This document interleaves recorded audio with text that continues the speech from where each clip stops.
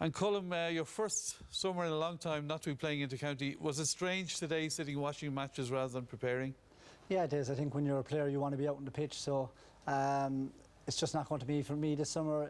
I'd certainly miss it at some point, you know. I'm still involved with Dr. Crokes and club action, so I'm sure as the summer goes on I'll want to be in Croke Park, but that day is gone for me, I'm afraid. Well, you might be in Croke Park, but you'll be sitting with us. You're very welcome anyway, and it's great to have you with us for the summer. We'll get to the action, so we begin with Cool Park in Ballyboffey as Donegal took on Antrim. Our commentator is Gary McDonagh.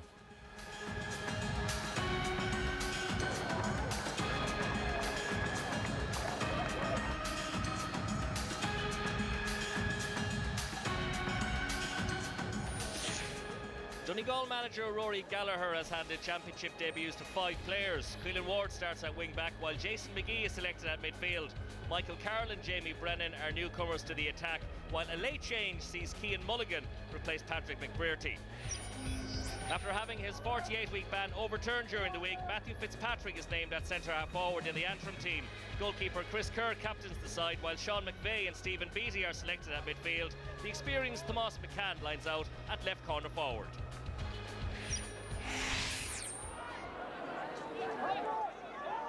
Hill Gallagher, chance here. That's the Mulligan, the man introduced for McBrearty before throw in, and maybe a chance for Gallagher. Gets the ball across, and can Donegal edge a goal? Somebody whacks it, and it's just been blocked. A real scramble inside in the Antrim square, and they've managed to avert the danger and come on the counter-attack now through Mark Sweeney. Keeping an awful lot of players back, Antrim, but on the counter, what can they do? And they have gone 2 points to nil ahead, and it's a free out to Antrim. Quickly taken out towards the experienced Sean McVeigh. Nicely played inside. Here's McCann, McVeigh beside him. McCann going alone, and Tomas McCann has struck over his second point of the match, and it's a wonderful start from the experienced corner forward, and Antrim lead by 2. Another free quickly taken by Kieran Thompson to Owen Bawn Gallagher. A lot of attacking from him so far. Jason McGee, neat pass inside towards Kieran Thompson. He can't give him space to have a shot, and Kieran Thompson makes them pay. That's his 3rd point of the game. His first run play, Donegal's first run play, has taken over 13 minutes. Super catch by Peter Healy. Need to reply here. Taken forward by Brendan Bradley under a little bit of pressure. Gets it out though, and that ball has been put over the bar, and it's a wonderful score from Stephen Beattie. McGee looking for McFadden. He's going to have a crack. Huge effort from Hugh McFadden, and the point of the game so far. Quickly taken. And the ball, and there's a chance here for Antrim of a goal, and oh, another chance has got it begging. It's Patrick turning, got it under the body of Mark Anthony McGinley. How unfortunate from Donegal after that fright. And there's a chance here, and there's the first goal of the game by Jamie Brennan, and it's a cracking finish. And Antrim will be heartbroken. They should have scored a goal to take the lead. It's the favourites who go straight up the field, and Jamie Brennan scores a cracking goal. Here's McGlynn, and a chance here for Martin Riley. Back to Kieran Thompson. Riley again, and then lots of space in here now for Frank McGlynn. Should be a point for McGlynn, and off his left-hand side, strikes over. A good point. Trying to work the ball again. Now some good crisp passing from Donegal. Happy just to keep possession. Michael Murphy making space for himself, showing his strength to fend off his marker, and then Michael Murphy fires over a fantastic point to the delight of the Ballyboffey crowd. Fantastic point. Murphy with the long crossfield pass to McGrath, well taken by Paddy McGrath. He started more championship games than anybody else on the pitch. And there's a goal chance here for Donegal. McHugh gets it across, has to be a goal, and has been scored by Paddy McGrath. He started the move way back in his own half. He's delighted. And there really was an easy one for McGrath. Decided to go for goal himself, and why wouldn't he? The goal at his mercy. And Donegal are out of sight.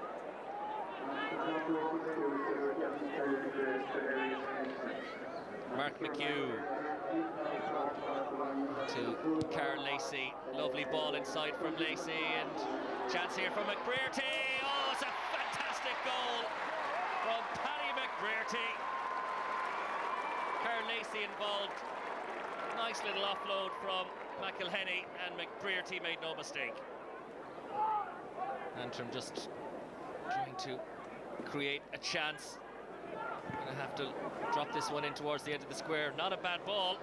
Maybe a chance here for Small, and a wonderful goal. Here was the pass from McGurty, as good as you will see, into the chest of Conor Small. Great finish, too little too late, but a good goal nonetheless.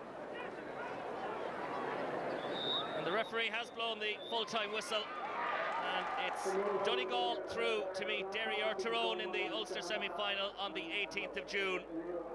Final score in Ballybofey: Donegal 3-19, Antrim 1-9. Well, as the second half showed, it was impossible for us to actually change the tide. You know, we can only look to our own performance in the first half. I thought we cut them open. I thought we were very good. I thought we created a couple of really good scoring chances. And as I said, the difference maybe between a Division 1 team and a team going from 3 to 4 is basically we didn't take our chances when they were there. Look, obviously, you know, nice to win, and it's good to win. You know, we came here, we fully expected to win. You know, providing, you know, we played well. You know, I don't think we played as well as we'd like to. It was very stop-start, but look, in the second half, it was fairly comfortable. Yeah, it was an emphatic win, Kieran. Were you impressed with Donegal? Was it easy to judge them in that game? I think, Des, if you be honest, you know, there's a lot of games at the start of the championship that are just warm-up games for a lot of the big teams. You know, we're not going to get into championship structures, but regrettably, there was a bit of an imbalance. You've got a team that has provincial ambitions and All-Ireland ambitions against a team that's been relegated from Division 3 to Division 4, lowest scores in the league. So, in terms of Donegal, they'll take the positive that they looked fresh, they looked fit, physical, they have a nice balance to their team, their ball retention was excellent at times, they put up a big score. Can they take much else from it? Probably not. From Antrim's perspective, they'll be disappointed with the first half. You know, they had a couple of goal chances. You know, when you're playing with a wind, and there was a fair wind today, as we saw in a lot of the games, you can't give frees away when you're playing against, you know, against the wind. They gave Donegal 5 frees in the first half, which Donegal executed, and that kept them in the game. Antrim couldn't build a lead. They had the chances, they didn't take it, and at half time the game was over. But you know, it's just an imbalance, Des. Unfortunately, that's where we're at. The Donegal side, Colm, you were impressed. You had a nice blend between the younger lads and the older lads. Yeah, I was impressed as I think Rory Gallagher is building a nice side this year. He's introduced a lot of under-21 players, and I think they're getting the blend right between the youth and experience. I think today Michael Murphy was immense. He was all over the field. He was catching kick-outs under his bar, which you can see here. Again, he catches another one in the second half. He provided huge leadership for Donegal, as he always does. But on top of that, you had the young players coming through. You had Owen Baugh Gallagher, you had Jason McGee, Jamie Brennan getting a goal, and Kieran Thompson I thought was excellent as well playing today. Super left booting him, and he kicked points. This is an outstanding kick into the wind with the outside of his left boot, and he kicked 3 or 4 points from that position as well into the wind in the first half, which were crucial to get Donegal off a going. Those young fellas, of course, can give an energy. One of the key things there is, like, we talk about Michael Murphy, like, they have a great balance of youth and experience, but he's consistently so good that he sets the bar. So if you come into that squad, he plays like that every week. Yeah. You have to get to that level. And he's just a superb leader. Like, he played midfield today, but he played midfield the whole. He wasn't inside at all today. And to go back and fetching balls under his level of consistency is ridiculous. Absolutely. Yeah, and it's amazing to think he's only 27. He's doing this for so long for Donegal, and he's a big player for him. The one concern I would have is someday if it doesn't go quite right for him, or he gets injured, or someone marks him, that'll be a big question for Donegal to come up with an answer for. Well, aside from that issue, where else do you think Donegal need to improve Well, I going think forward? if you're looking at the next round and you're Tyrone or Derry and you're saying, well, listen, where can we get at them? If you look, there was times where they left a lot of space in behind their 50-yard line, and you can see Antrim had these chances in the first half. Great score. And it's not usually you see Donegal. They've been very solid defensively over the years, and I just thought they were in. This is one particular facet of the game. 4 or 5 diagonal balls that Antrim put in.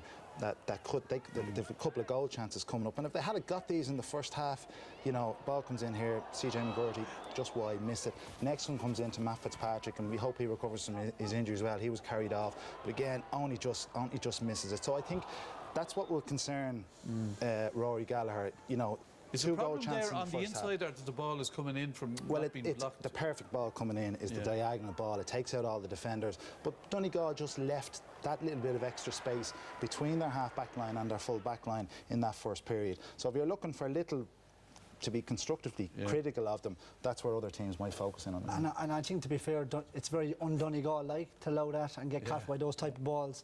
Look, we're judging them under our Ireland credentials and the levels they have to go to, and I think that's something that they will look to improve on. Okay. Well, the opening game in Ulster was last night, of course, as Monaghan played for Fermanagh. Commentary here comes from Martin Carney and Darragh Maloney.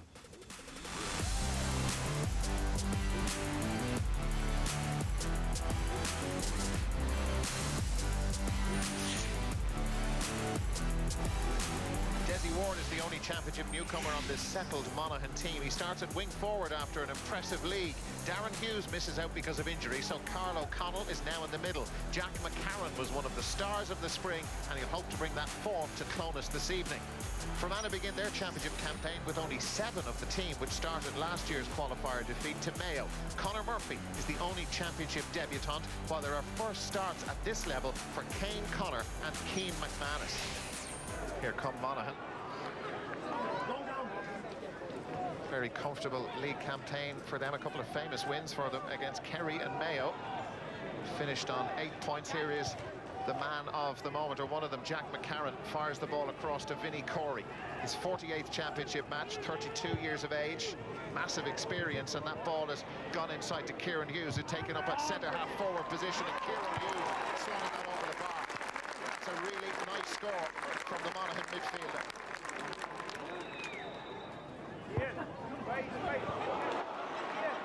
Fermanagh in trouble. Conor McManus in after a terrible kick out. A gift of a goal.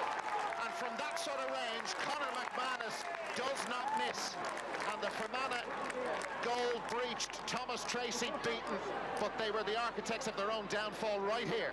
Oh, very much so. Again, good composure, it must be said by McManus. I was just talking a moment ago how he was taking the kick that went wide from a position outside his range. Here comes Paul McCusker. We've seen already he can run with the ball. They could be in here. A goal chance, and it's buried by Ryan Lyons.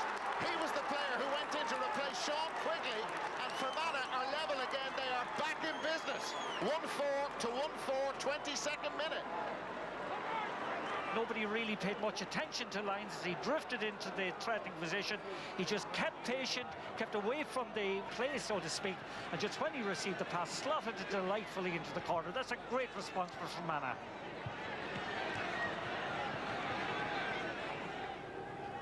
And here's Conor McCarthy of Monaghan. Sweet left foot this guy has. Conor McCarthy, and just teasing the Fermanagh cover, and he's got through again. Brilliant from Conor McCarthy, outside of the left foot. That's an outstanding point. But just drives it in off the left foot, slices the ball through. This guy has great skill. Ryan McInnesby. Monaghan had 7 different scorers in the first half to Fermanagh's 4. Neil McAdam to stretch it out. First point of the second half. Yeah, you can see Fermanagh growing in confidence as the game goes on. And Shea Cullen has gone forward, the Fermanagh fullback, as Sean Quigley fires the ball over the bar. So Shea Cullen was the decoy, the ghost runner moving forward, and Sean Quigley fired the ball over the bar. They're just a point behind Fermanagh. Just a point behind, and it's one of these games I just think that maybe Monaghan came into it without being fully kind of respectful of the contest that Fermanagh would give them, and it's very difficult to actually come out of reverse gear when you're starting it. Well, that's going forward now from Owen Duffy. That's a really fine score from the man who's on the field about 2 minutes or so. Fermanagh couldn't put him under pressure there. 2-point game. Yeah, but just the point I was making there, Darry, you know, when you start a game in second gear, sometimes because you don't fully respect the opposition, it sometimes can be difficult to get it up into top. Here's Conor McManus as they move through the gears, and now they're moving at an altogether different speed. In the space of about a minute, we've seen 2 really good scores from Owen Duffy, and that's Conor McManus at his very best. Monaghan with a 4-point lead. Owen Duffy has made a big impression since coming in, and that continues right now as he chips that ball over the bar. He wants to prove a point to his manager. He wants to start the next day in whatever competition that is in. But they now lead by 5 with 20 minutes to go. Owen Duffy with 2 points in the space of about 6 minutes. Jack McCarran. His sister Ellen plays for the Monaghan ladies, and well, they come from a hugely talented GA family, and that's a really nice score. Fintan Kelly on his home patch. Yeah, Fintan Kelly in his home patch, probably in a patch of the ground too that he's not used to getting into. Like, he is a cornerback up in the left half forward position, struck the ball well, even though he had guys running inside him. He still had that confidence that has now kind of manifested itself significantly in Monaghan's part. 8 points without reply for Monaghan. Fermanagh have managed just 2 points so far in the second half, and it gets even worse as Conor McCarthy slots another one over the bar. And there is the whistle for the end. It's all over. Conor McManus and his teammates really did the job. From the 10-minute mark into the second half, they completely took charge. Owen Duffy's introduction, a huge moment. It's the qualifiers for Pete McGrath's Fermanagh, but it's Cavan next for Malachy O'Rourke's Monaghan. I suppose first half would have been disappointed with our performance in many ways. We just didn't have the energy we were hoping we'd have coming into the game. We were a wee bit careless in possession. When we got the goal, I thought we were in the driver's seat, and then we conceded the bad goal at the other end. So first half we weren't overly happy with. Second half we were much better. We were much more urgent all around the field. We pressed Fermanagh a wee bit further up the field, got a wee bit of drive in that, turned them over, and we didn't give them as much of the ball and didn't let them set up attacks as easily. And so we ran out fairly comfortable in the end. You know, disappointed, bitterly disappointed. We have to look at the first half and take the very positive things from that. The second half was very disappointing, a little bit disappointed, but look, we are where we are. We've got to look forward, and we've got to try and make this what might be even a wet summer as long as we possibly can. So this is how the Ulster Championship is shaping up. Monaghan will now play Cavan in a quarter-final on the 11th of June, while Donegal will meet the winners of Derry and Tyrone in the first semi-final a week later. Well, Colm, I suppose that match was a little like the Donegal game. There was an inevitability in the second half. Were you impressed with Monaghan? I think it was mixed with the good and the bad, to be honest. I think in the first half, like Malachy O'Rourke said, they were very slow to the blocks, they were very lethargic. They did get going in the second half, but I think to make the next jump to the next level, to become a top 4 team, they'll need a little bit more from their forwards, and they'll need to be scoring. In fairness to them, they did get 18 points on play today, but I think there's more in them.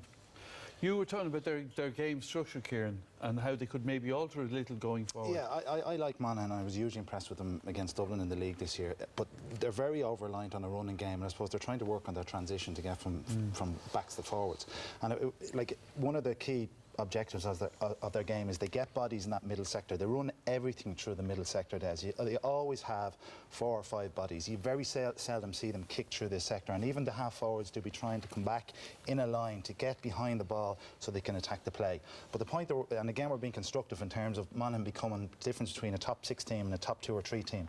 Their full forward line at times last night got sucked out. We can see here Jack McCarran, hugely eager, works really hard, but he gets sucked out into the play. Now he's coming out to try and support the man, and he's getting in the right position. But again, we see Conor McManus also drifting out of the play. So what happens? Monaghan are stuck in a situation now where they really have to kick the ball. Now, Carl O'Connell kicks a great score, but you can see the space in here, Des. Yeah. Huge amount of space in, and that happened 2 or 3 times. Again, another perfect example here. Carl O'Connell is carrying it, and again we can see Conor McCarthy and the 2 cornerbacks and Jack McCarran get sucked into the play. We highlight the 2 cornerbacks. Now they're coming out into traffic. There's an extra 2 defenders. There's an extra 2 of the inside forwards. They're after coming out on a loop. They're running really in no man's land.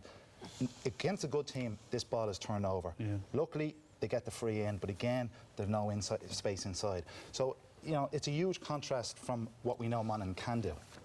And I think, to be fair, Des, Monaghan can do this, and we've seen this throughout the league. They went down to Kerry and beat Kerry and Killarney, and they put on a great performance against Dublin here in Clones in the league. This is just a different type of game.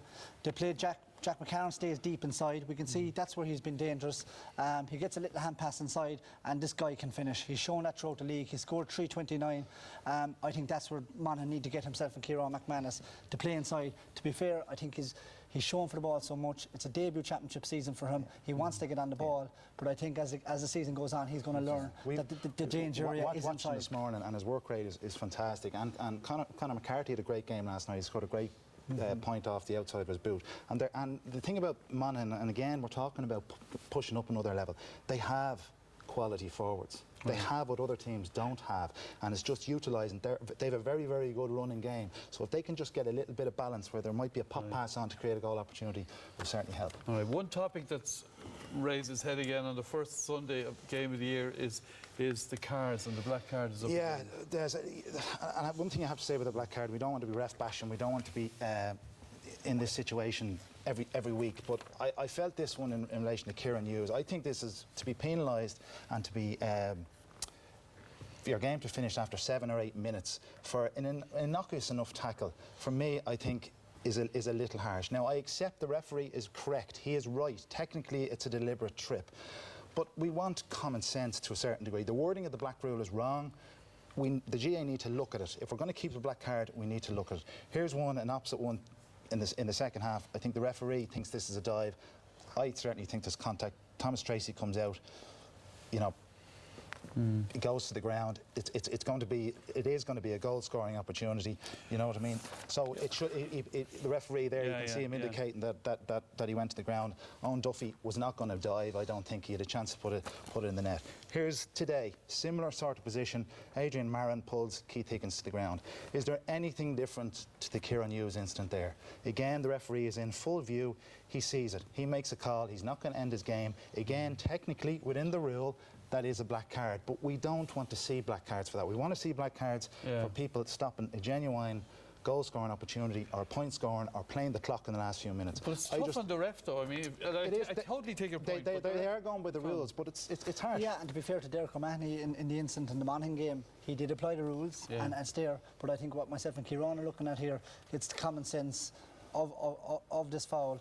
So early on the game, Kieran Hughes has trained for the last 6 months for the championship. He's going after something like that. He's in a tangle. He was tangled. He gets hit hard. Okay, he does something a little bit stupid. His game is over. I just wish we could change the wording of the rule. Okay, and that would certainly make things a lot better. Okay, it's tough on any fella, I suppose. Well, it's time for a break now. When we come back, though, we're heading west to see if Sligo could bridge a 7-year gap and beat Mayo for the first time since 2010.